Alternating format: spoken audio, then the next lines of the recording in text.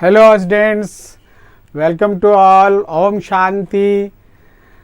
I hope all of you are ready to listen and write down the chemical properties of the nonmetals.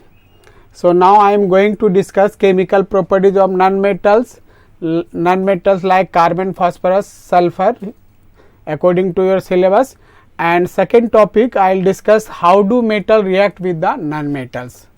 So under chemical properties of nonmetal, first I will discuss with oxygen and with sulfuric acid or nitric acid, and nonmetal with chlorines, and fourth chemical properties nonmetal with hydrogen. So just try to understand one by one. So with oxygen, nonmetal with oxygen. So very simple chemical reaction, just like combination. Just you take the carbon, when carbon is heated with oxygen we get the carbon dioxide gas. So simple chemical properties. Similarly the phosphorus are heated with oxygen we get the phosphorus pentoxide. In some book it is written the P4O10. Same thing, it is in dimer form. The phosphorus pentoxide, two phosphorus pentoxide associated together, that is the dimer molecules, means in one molecule having, in one compound having two molecules, P4O10. Similarly you can take the sulfur, when sulfur is heated with oxygen we get the sulfur dioxide. And there are two type oxide of sulfur, the sulfur dioxide and sulfur trioxide. So further sulfur dioxide oxidize with oxygen in presence of vanadium pentoxide catalyst, we get the sulfur trioxide. Follow? So simple chemical properties of nonmetal with oxygen, just it is combination type reaction. And just one thing more, try to learn, the non-metallic oxide mixed with water that produce the acid. So like carbon dioxide added into water that get dissolved and form the carbonic acid. Similarly phosphorus pentoxide dissolved with water we get the phosphoric acid, and sulfur dioxide dissolved with water we get sulfurous acid, S2SO3, and when sulfur trioxide mixed with water we get the sulfuric acid.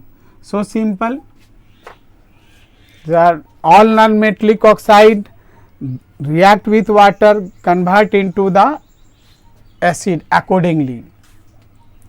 So when carbonic acid, from carbonic acid water removed out, you will get the carbon dioxide.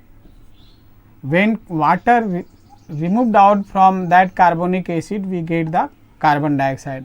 So another name of carbon dioxide, that is anhydrous carbonic acid.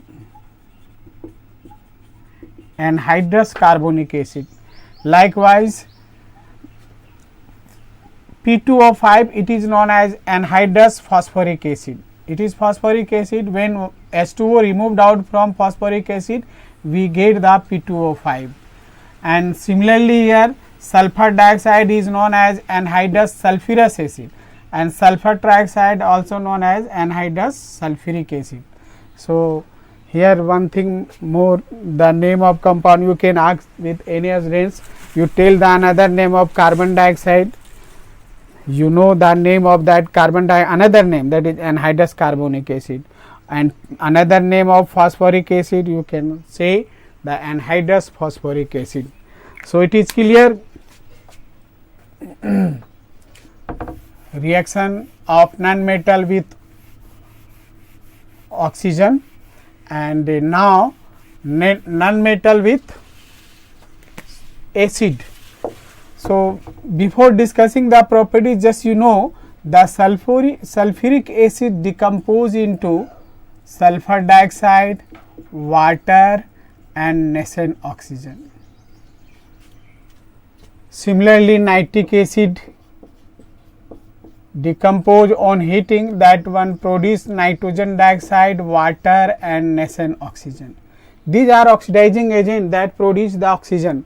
So, what happens when these acids are treated with the non-metal like carbon, that carbon convert in react with oxygen, means combine with oxygen, convert into carbon dioxide, and here water is available. So, that carbon dioxide mix with water, that convert into carbonic acid. So, that reaction can be written like that.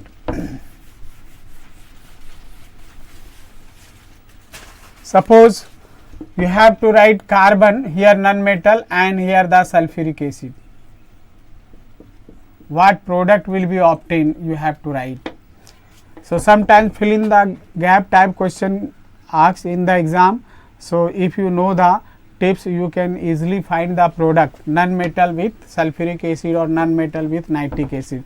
Try to understand. The first step you have written now here, sulfuric acid thermally decompose into sulfur dioxide, water and nascent oxygen. Now, this reactant combined with oxygen, means carbon oxidize with nascent oxygen, that is carbon dioxide, and here water is available. So, that carbon dioxide in previous equation and properties I discussed, no, non-metallic oxide mixed with water convert into acid. So, carbon dioxide and water, so that is written into carbonic acid.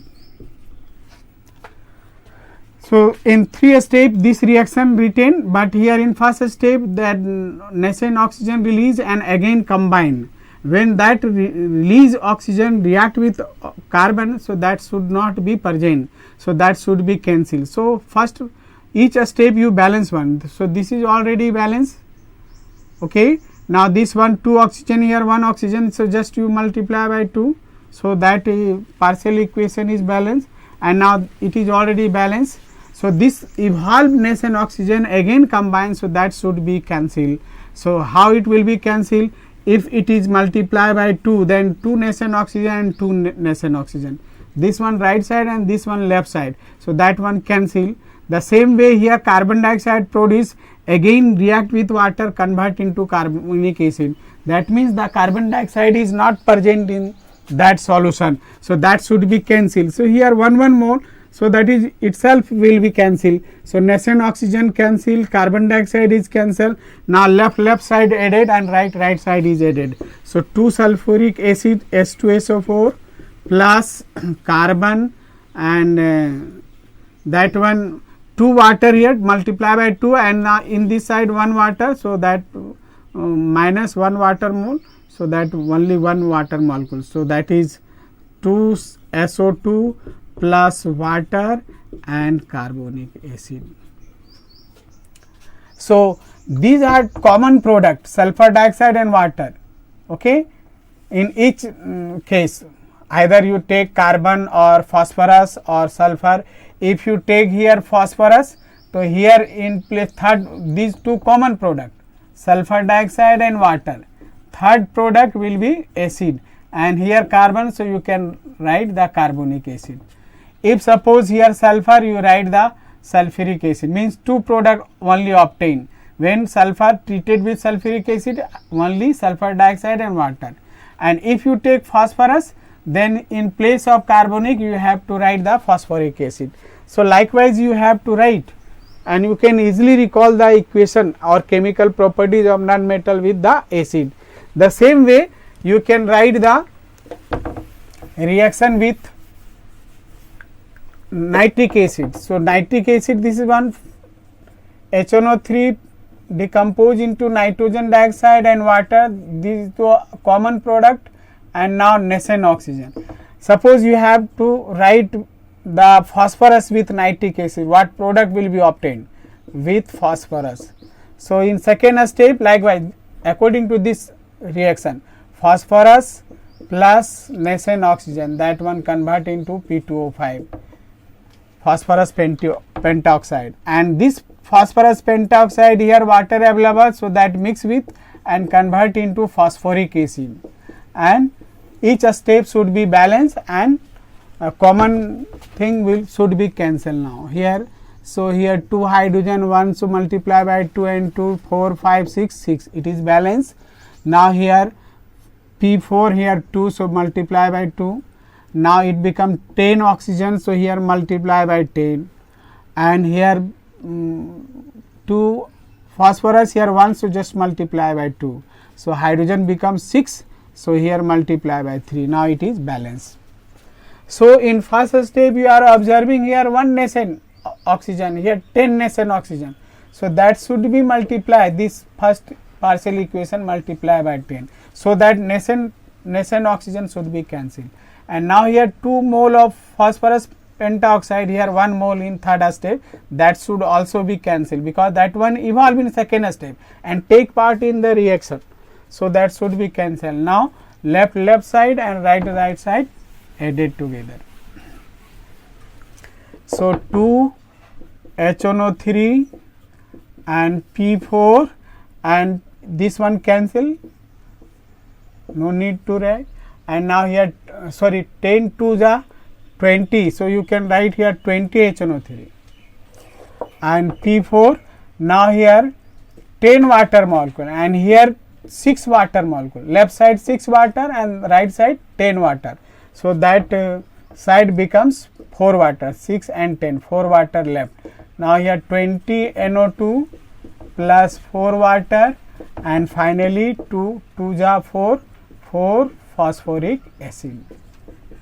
So you can easily write down the properties of phosphorus. So in general way you can write non-metal with sulfuric acid. Two common products, sulfur dioxide and water. Now here third product you have to decide. If you take carbon, you must write the carbonic acid. If you take phosphorus, you must write the phosphoric acid. If you take here sulfur, you must write sulfuric acid.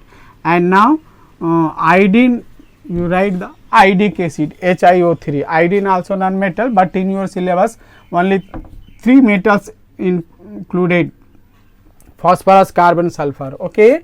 So now next chemical properties. That one phosphorus or sulfur with chlorine. So when phosphorus heated with chlorine, we get the phosphorus pentachloride. There are two type chloride. So phosphorus trichloride and phosphorus pentachloride. According to condition, temperature and amount of chlorine compared to phosphorus, sometimes the phosphorus trichloride is formed, and if you take excess chlorine at high temperature, that one convert into PCl5. Okay. So generally in your book it is written PCl5 final product. So same way here sulfur heated with chlorine, we get the sulfur monochloride. Name of this compound sulfur monochloride.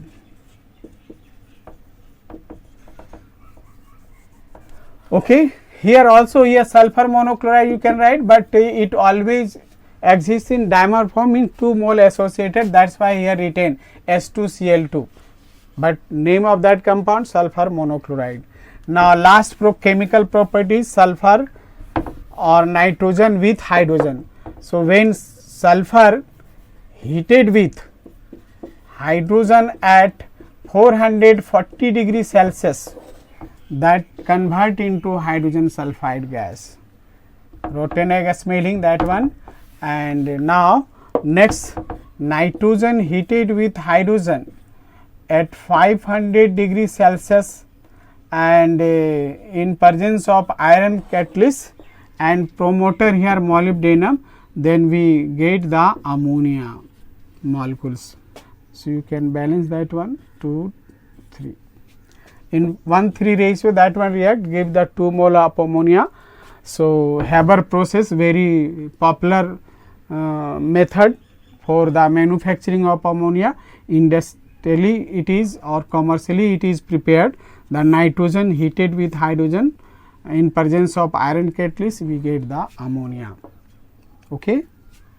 So in this way chemical properties of non-metal over. Now I am going to discuss the metal react with non-metal. How do metal react with non-metal? The next last topic, then next class I will discuss the occurrence of metals or metallurgical operation. So now here metal react with non-metal. How? Suppose you are taking the sodium metal. In 9th class you might have learned the electronic configuration atomic number 11 281, and now just you take the chlorine, the atomic number 17, here 287. So the atom react with other atom of element. So question here, why atoms are combined together, how atoms react together. The question mark, that one, why, how, why atom react with others or how atoms combine together.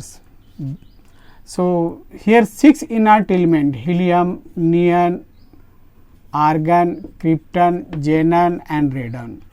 These are inert element, means that chemically inert, they do not react with any substance, but in modern period some compound of xenon are already prepared. So in 12th class that one will be discussed now, but here you know these are noble element, noble gas and chemically inert, but rest atom react together except these atom. So what's the reason?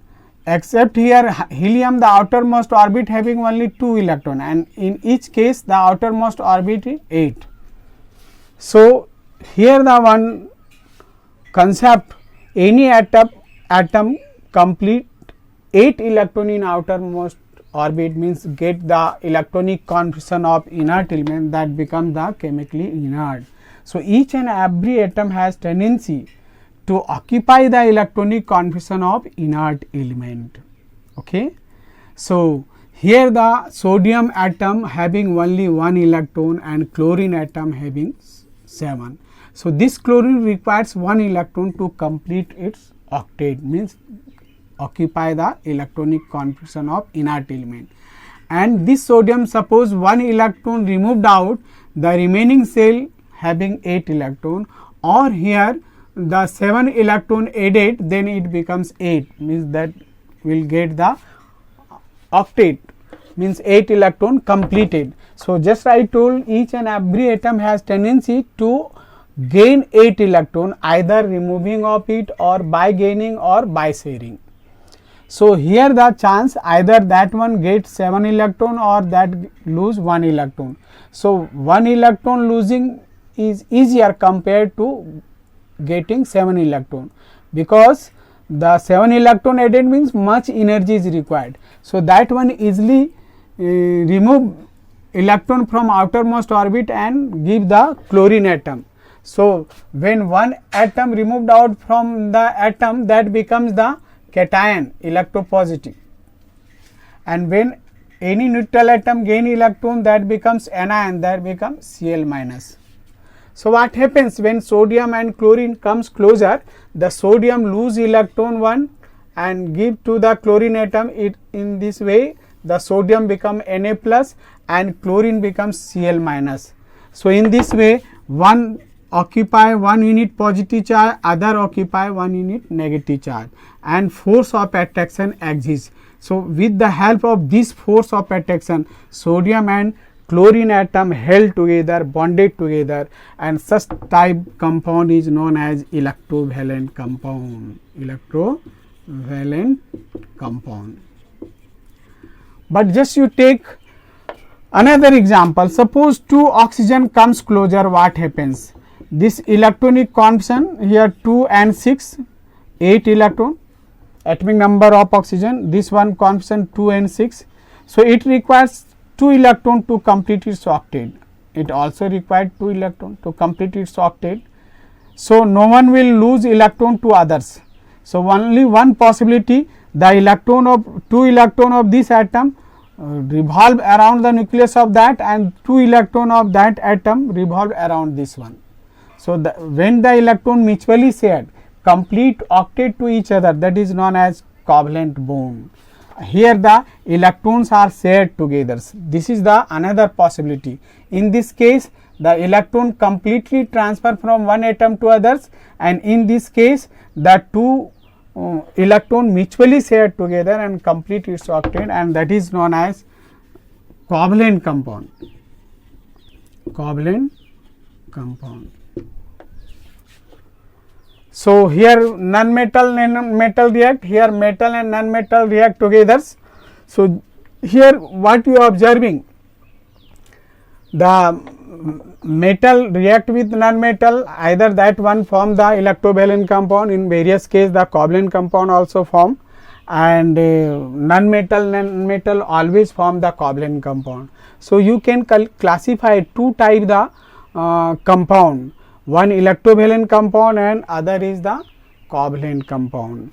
So, just here one thing more, the Lewis structure, just you have to represent the sharing or transferring of electron by showing the circle for the atom.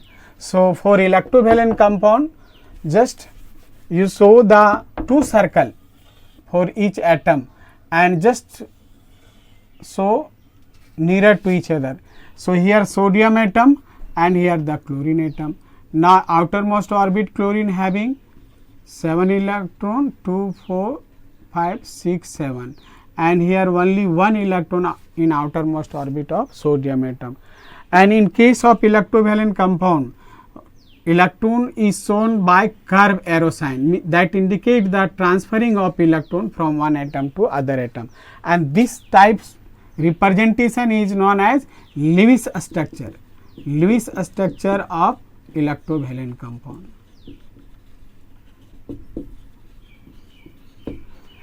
And in case of covalent compound, simply circle of both atom overlap together like that. So, here oxygen atom, and here 2 electron mutually shared. So, that common electron shown here the circumferences, and remaining in this side here 4 electron, 4 and 2, 6, and now 1, 2, 3, 4, 2, 6. So, in this circle total 6 itself and 2 coming by sharing. So, total 8 electron and 8 electron of this one. So, these 2 electron round the nucleus of this atom and again 2 electron like that. So, each one share to each other mutually, and that is known as covalent, and this representation for the covalent compound. So, in case of electrovalent compound, circle should separately shown, and by curve arrow sign electrons shown one atom to other, and in case of covalent compound in Lewis structure, the circle is overlapped together and mutual share electron must be shown in common region. So, this is two method to show the Lewis structure, one for the electrovalent compound, other for the covalent compound. And one tips you can write which one form the electrovalent and which one form the covalent compound. So, just you note down the metal of alkali except here lithium, or metal of alkaline earth metal,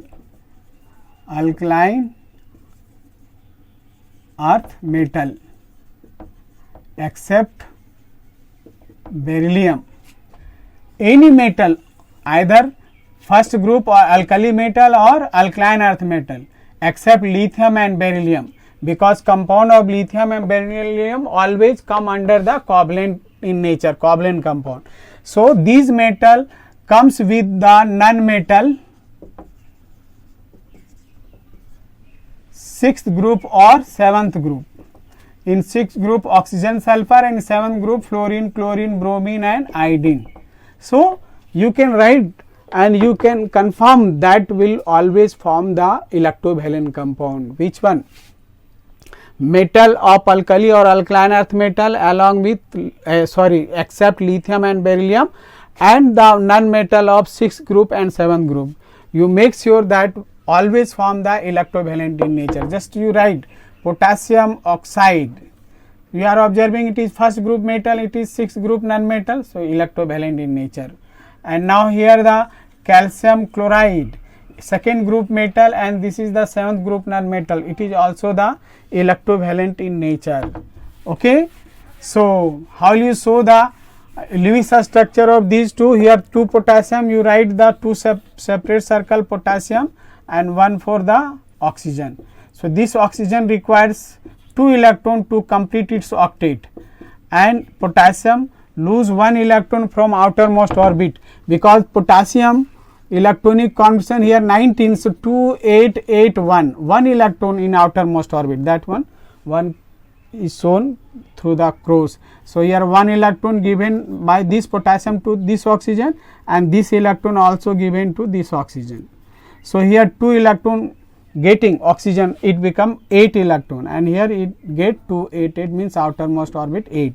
So in this way resultant potassium become positive, here 2 potassium, and oxygen gaining 2 electron from this and this atom, so that become 2 negative. So this is the Lewis structure, this one. That's why potassium oxide is split into ion. You always write 2 potassium K plus and O2 minus. Okay. Now related to covalent compound. So bond between any 2 metal, that comes under the covalent compound. You make sure that one. So 2 topic already over, and thank you for listening, and next class I will discuss the occurrence of metal.